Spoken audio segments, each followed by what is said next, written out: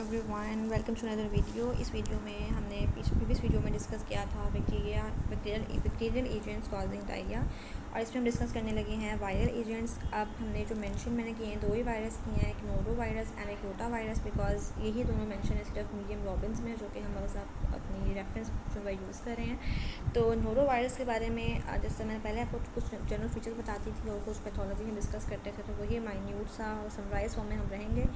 सबसे पहले हम इसको नॉरवॉक वायरस भी कहते हैं। उसके बाद ये हमारे पास जो है ज़्यादा कोई इतनी ख़ास डिटेल की ज़रूरत नहीं है, सिर्फ ये याद रखें कि बहुत स्टेबल होता है इन्वायरमेंट में, और ये वेरी इन्फेक्शियस होता है, और ऑलमोस्ट अप्रॉक्सीमेटली हाफ ऑफ जो गैस्ट्रोएंटेराइटिस आउटब्रेक्स होते हैं उसमें हमारे पास ये वायरस इन्वॉल्व होता है। ठीक है, ये कुछ चीज़ें हैं। एक नॉरवॉक वायरस कहते हैं, ये वेरी स्टेबल होता है, इन्फेक्शियस होता है, और ये चीज़ें सिर्फ याद कर लें।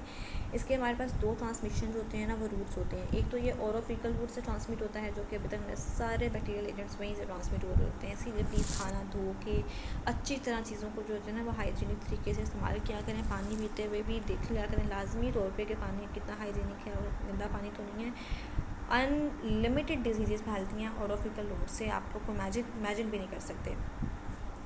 तो एक होता है हमारे पास पर्सन टू पर्सन भी, ये जो होता है ट्रांसमिशन होती है वो कॉमन होती है। ठीक है, ओके। पैथोजेनेसिस सिंपल सी बात है कि वायरस हमने इंजेस्ट किया, फीकल और रूट से है, तो हमने क्या किया भाई, इंजेस्ट किया। इंजेस्ट करने के बाद चला गया ये हमारे पास इंटेस्टाइन में, जो जितनी भी हमने पढ़ी है सारी इंटेस्टाइन में सब कुछ काम ख़राब हो रहा है। इंटेस्टाइन में चला गया, इंटेस्टाइन में जाकर ये एंटीजन के साथ करते हैं बाइंड, एंटीजन के साथ बाइंड कर दिया तो एंटीजन इसको अंदर ले गए, यहाँ पे अंदर आ गया।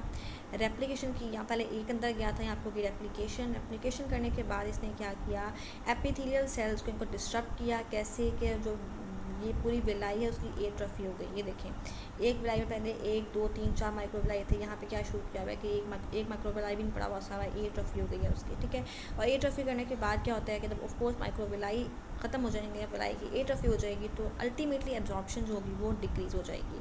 ठीक है, एपिथेलियल सेल्स के विलाई की एट्रफी होगी, जिससे एब्जॉर्प्शन डिस्टर्ब होगी। जब एब्जॉर्प्शन नहीं होगी तो ऑफकोर्स जो वाटर इलेक्ट्रोलाइट्स एब्जॉर्ब नहीं होंगे तो एलिमिनेट ही होंगे ना, तो एलिमिनेशन उनकी हो जाएगी, जिसके रिजल्ट में हमारे पास होता है डायरिया। इसकी सिम्टम बड़ी कोई आसान तरीन है, nausea, vomiting, diarrhoea, abdominal pain जो कि नॉर्मली होता है, abdominal pain, diarrhoea, vomiting, nausea, जो बड़ी सिंपल सी हैं। ठीक है, और इंक्यूबेशन पीरियड थोड़ा याद करने के, वायरस अंदर चला गया तो उसी दिन आपको डिजीज़ नहीं होती, इतने दिन ही इसका इंक्यूबेट मतलब होता है कि वायरस अंदर जाता है, अपने काम को कर रहा होता है, रेप्लिकेशन करा रहा होता है, बट डिजीज़ शो नहीं होती, इसके बाद डिजीज़ शो होती है।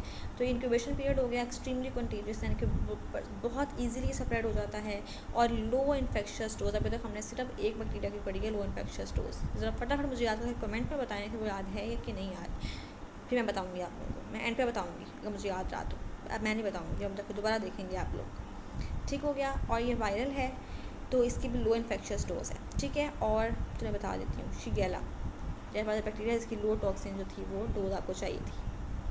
ठीक है, और आउटपोस्ट बड़े कॉमन होते हैं, क्लोज, इनको हमने कहा बड़े कंटेजियस हैं, पर्सन टू पर्सन बहुत जल्दी फैलता है, तो उसको जितने भी क्लोज एरियाज़ होंगे, स्कूल्स हैं, पार्टीज़ वगैरह, बहुत ज़्यादा क्राउडेड एरियाज़ होंगे, वहाँ ये बहुत स्प्रेड करता है और हर एज ग्रुप को ये अफेक्ट करता है। तो इंक्यूबेशन पीरियड याद कर लें, और डोज कितनी होनी चाहिए इसकी, मतलब थोड़े ऑर्गेनिज्म भी भारी हैं सब पे, ऑल एजेस अफेक्ट होती हैं। उसके बाद स्टेबल होते हैं एनवायरनमेंट में बहुत ज़्यादा, और पेन और इस सब के पहले क्या हुआ कि इफेक्ट किया, फिर ये रेप्लिकेट हुए, विलाई की एट्रफी की, अल्टीमेटली हमारे पास एब्जॉर्प्शन होगी डिस्टर्ब्ड। ये जो होता है ना हमारे पास रोटा वायरस, दैट इज़, याद करें, रोता कौन है, बच्चा। तो ये बहुत पॉपुलर होता है बच्चों में। यूजुअली जो बच्चे होते हैं ना between 6 and 24 months of age, उनके अंदर ये बहुत ज़्यादा कॉमन होता है। ठीक है, हाईली स्टेबल ये भी है उसकी तरह, वेरी इन्फेक्शन उसी की तरह है। मिनिमल चाहिए हमारे पास इनोकुलम, ये भी हमारे पास इन्फेक्शियस डोज कम चाहिए। वायरल ना बहुत ख़तरनाक होते हैं, बैक्टीरिया कुछ में अमाउंट में चाहिए होते हैं, वायरल तकरीबन सारे ऐसे होते हैं जो कि हमें ना थोड़ी थोड़ी डोज में इनफ होते हैं, भारी होता है काम का। Most common cause of severe childhood diarrhoea, अगर बंदे को है ना कि बच्चा आ रहा है तो डायरिया है, तो डॉक्टर की पहले जाती ही इस पर कि इसको रोटा वायरस होता है, वो इन्फेक्ट कर सकता है। ठीक है, वही बात हुई जैसे उसमें था, फीकल और रूट से ही ये ट्रांसमिट होता है। ठीक है, आउटब्रेक्स यहाँ पे कॉमन है।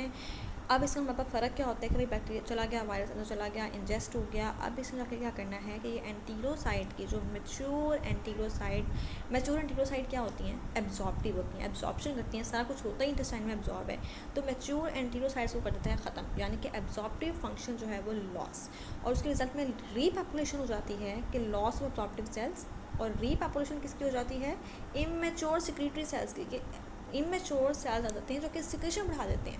एब्जॉर्प्शन फंक्शन वैसे ही ख़त्म हुआ है और सिक्रीशन का फंक्शन ओवर आ गया है, मतलब बेड़ा ही गर्क हो गया है। Persistent loss of mature absorptive cells की वजह से और increase secretion due to immature secretory cells की वजह से हमारे पास बहुत ज़्यादा सिक्रीशन होती है, वाटरी डायरिया कॉज होता है। ठीक है जी, इसके भी हमारे पास क्या होता है कि तकरीबन ये 3 से 7 दिन तक रहता है। फीवर, एब्डोमिनल पेन, डायरिया, ठीक है, सब कुछ। तो ये एज ग्रुप में बता चुकी हूँ। पेन हो गया, वॉमिटिंग, डायरिया, नोज़िया, फीवर, ठीक है। तो ये सब चीज़ें इसमें वही बड़ी कॉमन है। पेन हो गया, नोज़िया, बस ये याद रखना है कि 3 to 7 डेज़ तक जो होता है ये रह सकता है। इंक्यूबेशन पीरियड इसकी 1 to 3 डेज़ है, उसकी हमारे पास 24 to 48 आवर्स, यानी कि उसकी भी तकरीबन हमारे पास समझ लें आधे दिन से 2 दिन तक ही था, ठीक है। 1 to 3 डेज़ ही नॉर्मल होता है, ठीक है। हाई इन्फेक्शस है, मिनिमल चाहिए इनोकुलम, और मोस्ट कॉमन कॉज है चाइल्डहुड डायरिया की। तो ये सारी चीज़ें वही बात है, ठीक है।